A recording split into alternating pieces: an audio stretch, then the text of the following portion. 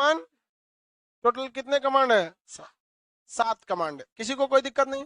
अभी उत्तरी कमांड में चेंजिंग किया जाएगा, उसे थिएटर कमांड बना दिया जाएगा। देखिए सेना अलग होती है, थल सेना का वायुसेना से कोई डायरेक्ट कनेक्शन नहीं है। वो यहाँ से रिक्वेस्ट जारी करेंगे अपने कमांडिंग ऑफिसर को, तो वो कमांडिंग ऑफिसर एक्शन लेगा। सब तीनों अलग अलग काम करते हैं, थल सेना, वायुसेना, नौसेना। तो इसमें कोऑर्डिनेशन में बहुत कमी हो जाती है। यह कमी सबसे ज्यादा देखा गया था तो जब पठानकोट एयरबेस पर हमला हुआ था, तब पठानकोट एयरबेस पर जैसे हमला हुआ, वायुसेना का वो एयरबेस था, अब वायुसेना को ट्रेनिंग दिया गया मेनली हवा में लड़ने के लिए, जबकि जमीन पर लड़ने की मेन जिम्मेदारी किसके पास है? थल सेना के पास है। किसके पास है? थल सेना के पास है। तो थल सेना जो है वो जमीन पे रहती है, वहां पे थल सेना।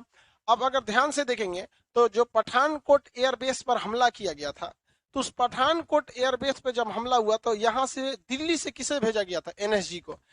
तो बड़ा सब समस्या हो गई आपस में क्या करने के लिए? कोऑर्डिनेट करने के लिए। क्या करने के लिए? कोऑर्डिनेट करने के लिए। तो इसके लिए भारत में बनाया गया सीडीएस का पद, चीफ ऑफ डिफेंस स्टाफ। जैसे बिपिन रावत थल सेना को भी एडवाइस दे सकते हैं, वायुसेना को भी, नौसेना को। तो इसमें क्या हुआ, बिपिन रावत के पास अपना कुछ पावर नहीं है, लेकिन यह है कि वो तीनों लोगों से क्या है, सीनियर, किसी से कह सकते हैं कि आप इनको क्या करिए, कोऑर्डिनेट कीजिए। इससे फायदा बस ये हुआ कि जो अमेरिका ने एक निगरानी करने के लिए एक तो जहाज दिया था P8I समुद्र के अंदर तक की गहराइयों को छुपा ले, पता कर लेता है। तो गलवान घाटी में एक झील है पेंगसो लेक। अब पेंगसो लेक में चीनी गतिविधियों को जांच करने के लिए बिपिन रावत ने किसको बोला? नौसेना को, कि भाई आप यहां से अपना विमान पहाड़ पर भेजिए। तो नौसेना का P8I विमान कहां तक गया? पहाड़ों तक गया, निगरानी के लिए। समझ में आ गया कि नहीं आ गया? पूरा निगरानी के लिए था। अब भारत सरकार कहना चाह रही है कि हम एक थिएटर कमांड बनाए। थिएटर कमांड में थल सेना, नौसेना, वायुसेना सब क्या रहते हैं? साथ में रहते हैं। इसमें सब साथ लड़ते हैं। समझ में आ गया? तो चाइना पाकिस्तान को काउंटर करने के लिए भारत का उत्तरी कमांड को क्या बनाया जा रहा है? Theatre command.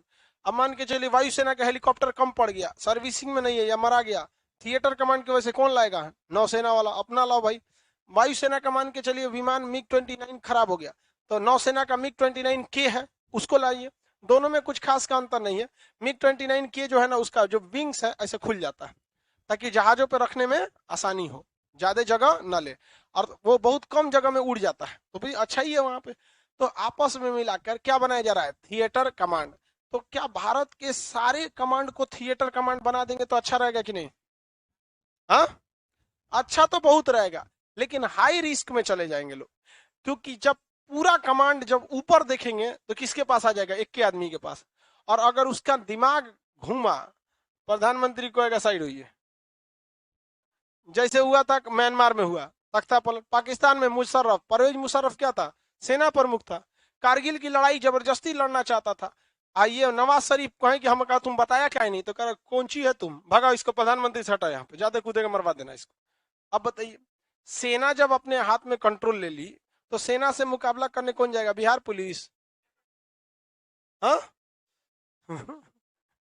खाली टैंक से कचार देगा सब। सेना से कोई मुकाबला कर सकता है जी? कभी नहीं कर सकते वहां पे। तो अगर हम थिएटर कमांड बना देंगे तो फायदा तो बहुत है, आराम से लड़ाई उड़ाई में। लेकिन लड़ाई क्या रोज रोज होती है? रिस्क रोज रोज रहेगा, कहीं तख्ता मत पलट कर दे।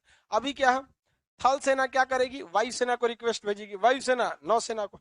लेकिन एक जगह है कश्मीर, वो हमेशा डेंसली, हमेशा वो विवादित में रहता है पाकिस्तान चाइना को, तो वहां जरूरत है, वहां कमांड दे दीजिए वहां पर। और अगर पाकिस्तान में क्या होता है, एक के आदमी के पास तीनों सेना है, तो अमूमन देखा जाता है कि थल सेना वाले का प्रभाव ज्यादा रहता है, क्योंकि लास्टली जमीन कब्जा कौन करता है? थल सेना।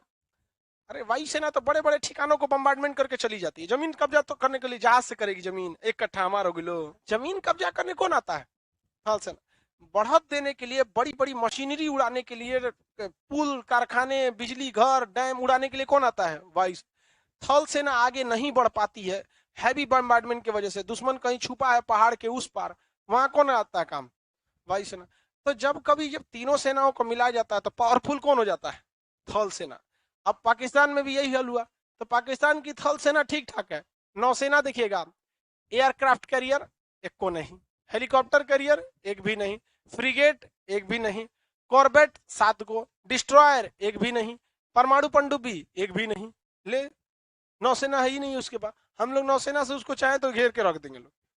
बहुत तगड़ी नौसेना है भारत की। अभी 4 ठो और विमान वाहक पोत आ रहे हैं, ये आपको लेटेस्ट बात बता रहे हैं।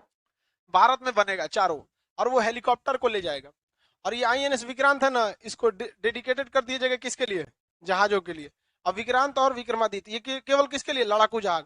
आचार को किस लिए आ रहा है? हेलीकॉप्टर सबके लिए। वहां बढ़िया है, जितना भारत के लिए सब नौसेना सही रहते हो। तो थिएटर कमांड समझ में